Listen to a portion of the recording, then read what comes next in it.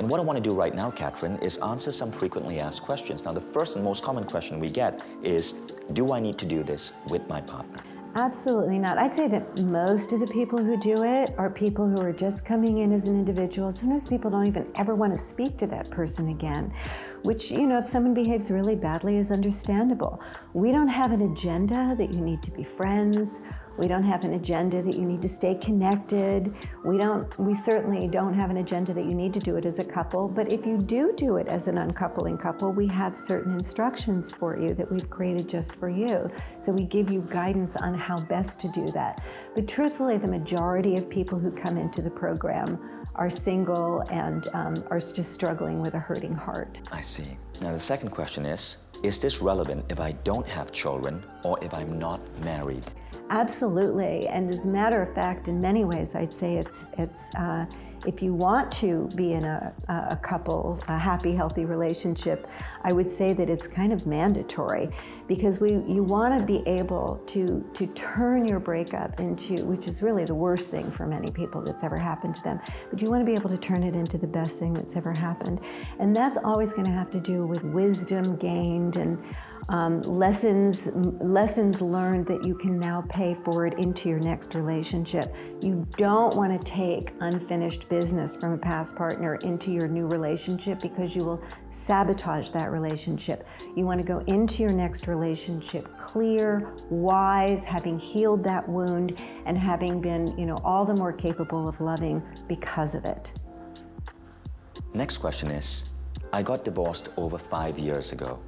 Will this still help? It is never too late to have a conscious uncoupling. I've had people come in and do the process, decades after. And you don't need your other partner there. You do not need that person there. It's a personal process. It's a very personal process, but I will say that I've met people who many years after a bad breakup had not even had so much as a date.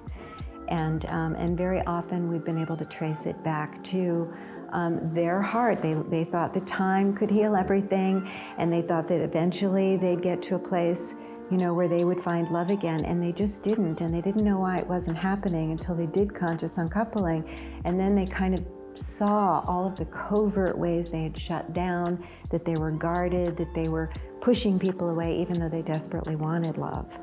So I encourage people to come at any time to conscious uncoupling so that you can actually be free to open your heart and have love in your life. It's too big a cost to pay to never let anyone close to you again because you've been hurt in the past. And anyone who's gone through a broken heart knows that they never want that to happen again. So conscious uncoupling will actually have you be able to heal that wound in a way that has you feel safe to open your heart up to another person again. Beautifully said. Now, what if, this is the question we got. The question is, what if I'm hoping to get back with my partner? Oh, that's a great question. A lot of people do end up recoupling after doing conscious uncoupling, because one of the things that the program does, and this is why I can so clearly say that you will have an experience where you can trust yourself moving forward to do this differently, is that I'm teaching you almost inadvertently, as I'm taking you through the healing process, some core skills that are necessary for healthy relationships.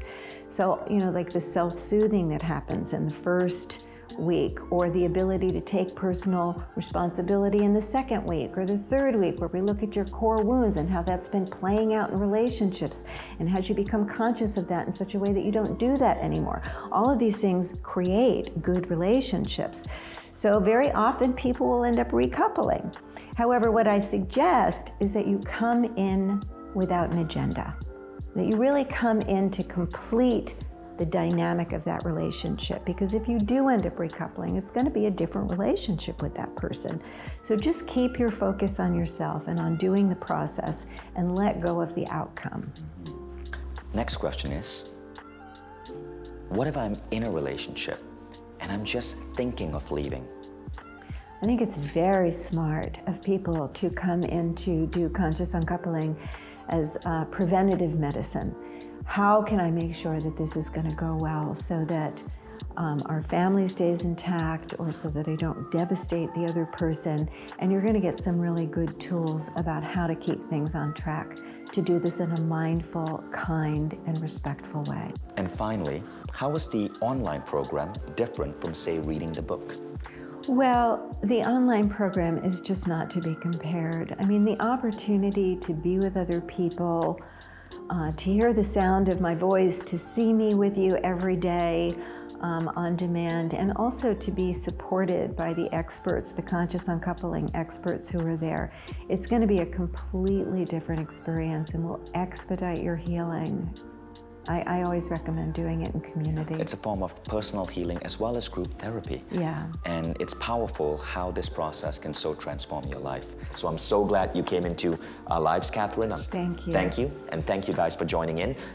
Thank you all for being part of the Mindvalley community. So delighted that you could join us today.